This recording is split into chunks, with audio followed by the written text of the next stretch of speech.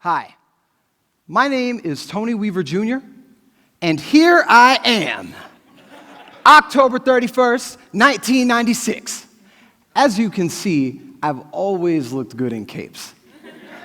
It's normal for kids to want to dress up for Halloween, but for me, things went a little bit further. I like to dress up all the time, and it's not something that I grew out of as I got older. I've always found solace in the idea of heroes, an extraordinary person with the power to create change. Growing up, I dressed as these heroes because they made me feel powerful, like I could create that change myself. But during my childhood, there was always something missing. None of them looked like me. My skin was too dark. My hair was the wrong texture. It seemed like no matter how many expensive costumes or hair dye I bought, I'd never be quite right. That feeling of not being quite right was something that stuck with me as well. I was the weird kid. I didn't want to be weird. I wanted to be cool, like Ash, but it was really hard for me to make friends. I wanted to be strong, like Batman, but I was bullied constantly. I wanted to be smart, like Robin, but when I submitted my writing assignments, I get notes back from my teacher that said, "Did you write this? Speak to me after class. Plagiarism is wrong." Even though I dressed up as these characters and I wanted to be powerful, I felt powerless. And as a teenager, I attempted suicide. Spoiler alert, I got better, graduated salutatorian of my high school class, and went to Elon University, where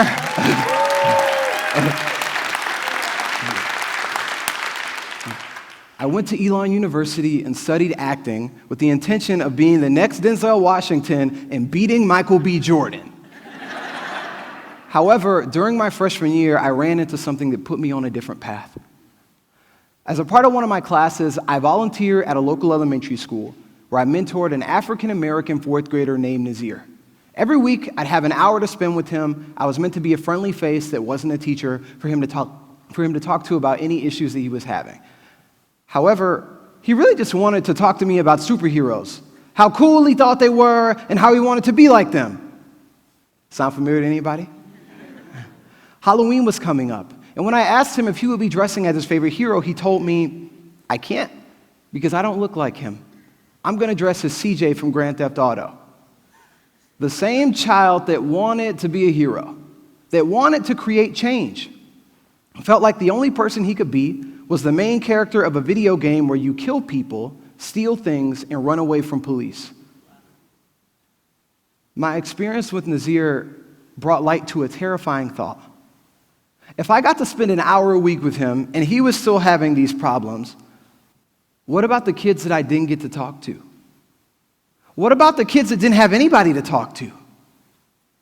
So I put my dreams of beating Michael B. Jordan to the side and said, I need to do research on media representation and the way it affects the way we view ourselves. And what I found during my research was staggering. The average American engages with media content over 10.5 hours a day. And over 95% of American households have at least one television. Media misrepresentation has been linked to people of color receiving harsher sentencing from judges, less attention from doctors, and a higher likelihood of being shot by police. It's also been linked to increases in violence against women, members of the LGBTQ community, and people of Islamic faith. What I found was that for the kids like me, the minorities, the outliers, the weirdos, there was a need for positive representation to show them who they could be. As I developed a solution to that, this happened.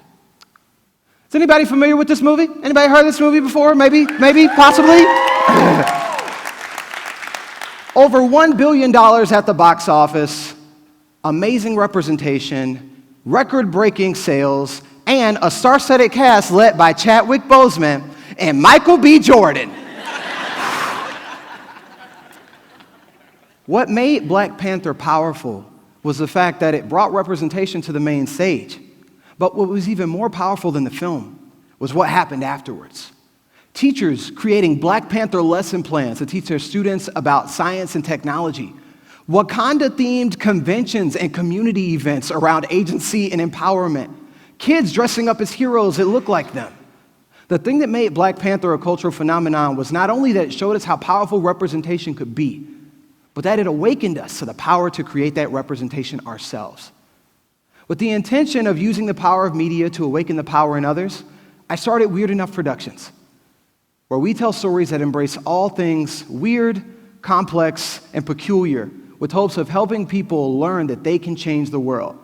Part of how we do that is with these cool folks, the Uncommons, a new group of heroes focused on showing a new perspective and showing anybody that no matter who they are, they can be a hero. The representation is important, but we don't stop there. With every piece of content that we create, we partner it with a lesson plan that teachers can use to teach their students media literacy, how to combat fake news, how to identify media bias, and how to use media to create change in their communities. In communications, there's something called the one-way communication model, where a sender uses a channel to articulate a message to an audience. That's usually what we're accustomed to. A billboard tells you to buy a pair of shoes. You see an advertisement telling you that this cream will give you lighter skin, or an energy drink that tells you you'll get abs like Michael B. Jordan. And there's really not much we can do about it. But in the last decade, that's changed. We've shifted to a two-way communication model, where just like people send messages to us, we can send a message back. With our phones, with social media, with our tablets, technology has given us the ability to tell our own stories. The same infrastructure that's been used to deceive people for political gain, exploit insecurities to sell products, and peddle stereotypes for ratings can now be used to eradicate injustice at a systemic scale. Earlier this year, we had the opportunity to learn exactly what happens when young people stand up and demand change with the March for Our Lives. If we were able to put media literacy education in the hands of every student in the United States, we could create a movement just as powerful as the March for Our Lives, but in every classroom across the country, hyper-targeted to issues specific to that community. I've always found solace in the idea of heroes, an extraordinary person with the power to create change. And normally when we think of heroes, we think of Superman flying through the sky, Spider-Man swinging from webs, or Michael B. Jordan just doing whatever he does. But I think that the heroes that we need are already here. I think the power to create change lies in the hearts of every young person in this country. If we can empower them to put on their capes, whether it's a real one, like mine, or a phone, a tablet, a blog, a video camera, if we can equip every student in this country to recognize their power and firmly stand in it, the world's greatest problems won't stand a chance. Thank you.